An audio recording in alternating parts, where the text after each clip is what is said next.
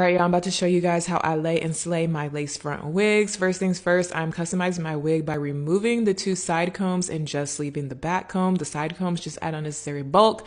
We are going to use that back comb to help secure it though. And now I'm going to be bleaching the knots, which is optional, but I just want to try to lighten up those little black dots from where the hair was tied on, just so that it can get to a more lighter brown color to help blend in with my scalp a little bit more. I'm using Quick Blue and 40 volume developer, making a thick paste consistency, applying that into the inside of the lace and letting it slightly soak through onto the other side of the lace, just so that I know that it's covering those knots completely. After letting that sit for about 30 minutes, I went ahead and rinsed it out. This was not a perfect knot bleaching situation, but I was too lazy to redo it. You can see that it did help a little bit. And then I'm going to go ahead and shampoo and condition this wig using my favorite shampoos and conditioners that I use on my real hair. This is real human hair and you should take care of it as such. Making sure to really scrub that lace, especially if it's been worn before. You want it to be nice and fresh and clean. And while leaving the conditioner on, I'm going to go ahead and detangle the wig. I scrubbed it real hard, so I kind of tangled it up, but don't worry, it's not that hard to detangle with a wet brush. And here's my little wig drying hack. I roll it up in a towel and literally jump on it to squeeze all the excess water out. Then I put it on my wig head, put some heat protectant on it, and brush all the hair going backwards. We want the hair to be going backwards out of the way. That's just going to help with the install later.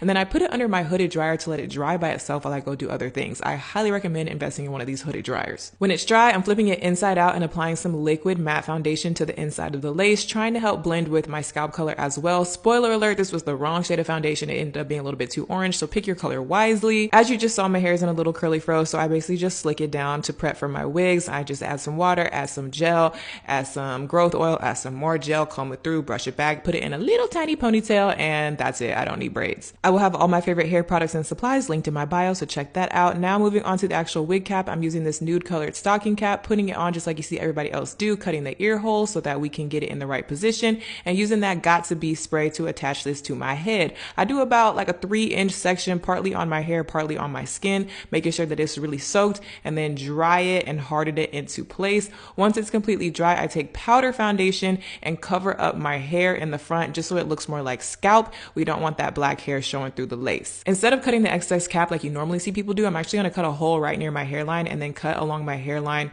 without detaching the whole part of the elastic. This is easier to see than to explain, but I just want to make sure that that elastic band is still connected all the way around, and then I'm going to flip it back behind my ears. This way the stocking cap is kind of still intact and it actually still stays secured to your head. If you do it the normal way, the back of the cap is just flinging around and it's really not helpful. So now I'm taking some rubbing alcohol and just cleaning up my hairline of all that makeup and excess spray and stuff like that. And then I use Bold Hold glue, and I'm going to do one layer first just to kind of glue down the edge of the stocking cap. And then once that's dry, I'm going in with a second layer that's actually going to be the main glue that holds the wig to my head. And I ran out of time, so y'all are going to have to go to part 2 to see the rest.